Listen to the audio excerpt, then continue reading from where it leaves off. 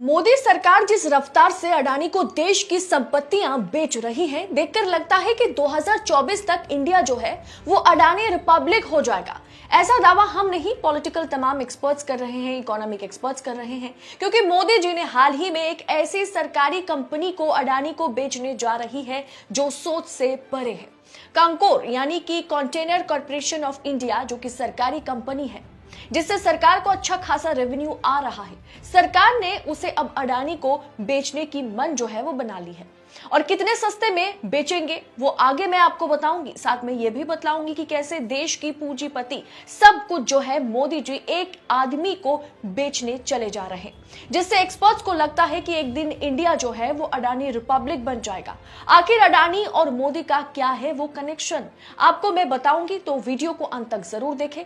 नमस्कार, स्वागत है आप सभी का। सरकार ने रेलवे की भूमि के लिए new land license fee policy बनाकर अडानी को कानकोर खरीदने का जो रास्ता है उसे साफ कर दिया है।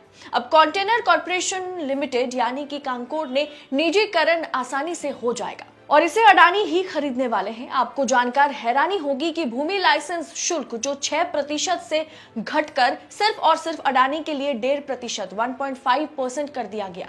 यानी कुछ दिन पहले मोदी सरकार ने रेल की जमीन 5 साल की जगह 35 साल तक लीज पर देने का ऐलान किया। उसमें लैंड लाइसेंस इंटरेस्ट को 6% से घटाकर 1.5% कर दिया गया। यानी मोटा मोटा ये समझे कि आप बैंक में लोन लेने गए, मैनेजर आपका दोस्त निकला, उसने आपसे कहा कि हर किसी के लिए लोन का इंटरेस्ट जो है वो 7% है, तेरे लिए मैं जो है इसे 3% कर दूंगा। इसमें नुकसान किसका है? बैंक का है। लेकिन मैनेजर को कोई फर्क नहीं पड़ता, क्योंकि वो दोस्ती निभा रहा है ताकि आगे चल के उसे भी अपने हिसाब से मदद मिले, फायदा मिले। लेकिन आमतौर पर बैंक में ऐसा नहीं होता है। लेकिन सरकार और सरकार के पूंजीपति दोस्त के लिए एक अलग ही छूट और राहत पैकेज मोदी जी की ओर से एकदम रेडी रहता है, जो यहां पर मोदी सरकार ने रेल की जमीन के साथ किया है।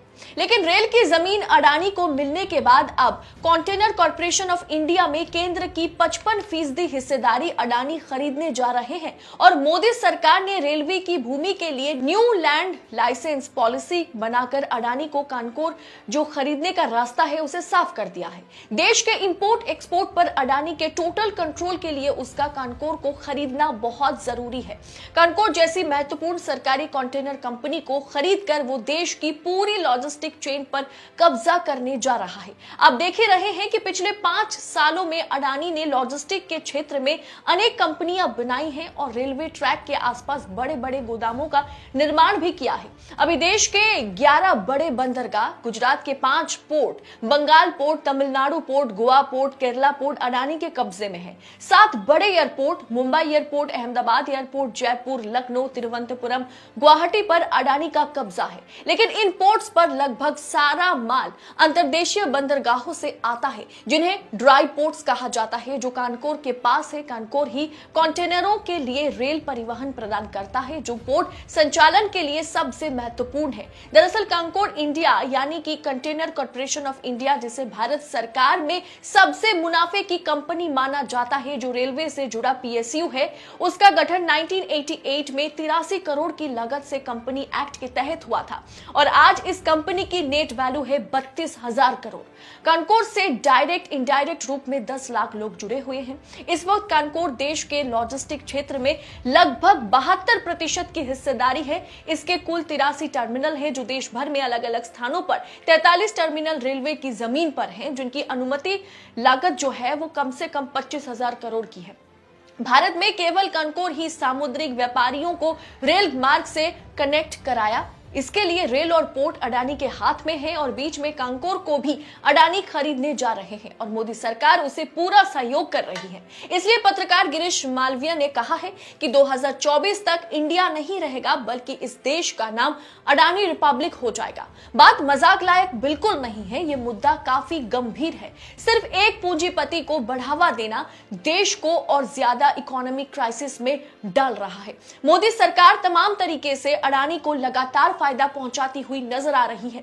2017 में मोदी सरकार ने अडानी को 500 करोड़ का ऐसा फायदा पहुंचाया था जिसमें बवाल मच गया था। मोदी पर इसके बाद आरोप लगा कि 2019 में बीजेपी की फंडिंग जो है, चुनावी फंडिंग जो है, वो अडानी ने ही की थी। अडानी से कई बार यह सवाल पूछा गया कि क्यों आपके विकास के पीछे नरेंद्र मोदी का हाथ है।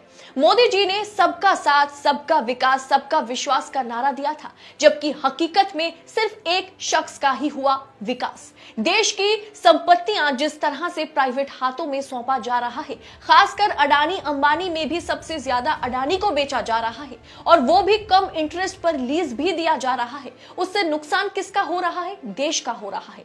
मीडिया भी मोदी जी के इस निजीकरण पर अपना मुंह नहीं खोलती, सरकार से सवाल नहीं पूछती। इंदिरा गांधी और पुरानी सरकारें राष्ट्रीयकरण में अपना पूरा कार्यकाल बिताया और मोदी जी वो सबको बेचने में अपना पूरा कार्यकाल बिता रहे हैं। इस पूरे विषय को आप किस तरह से देखते हैं? आपकी राय क्या है? कानकोर को जिस तरह से अडानी टेक ओवर करने जा रहे हैं, उसे आप किस तरह से देखते हैं? कमेंट कर अपनी राय हमारे साथ जरूर शेयर करें। बाकी ऐसी तमाम मुद्दे पर पूरी पड़ताल के साथ खबरें पाने के लिए देश नीति को सब्सक्राइब कर ले, क्योंकि देश नीति का हर एक रिपोर्ट कोई ना कोई सच का उजागर करता है।